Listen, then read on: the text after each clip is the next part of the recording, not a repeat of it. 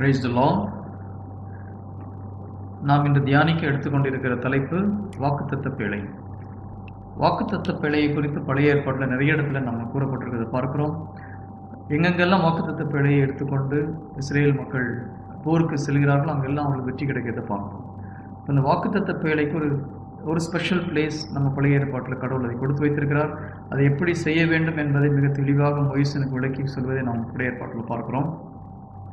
அதேபோல் எரிகோ கோட்டையை அவர்கள் தகர்க்கும் போது வாக்குத்தத்த பேழையை எடுத்து செல்கிறார்கள்.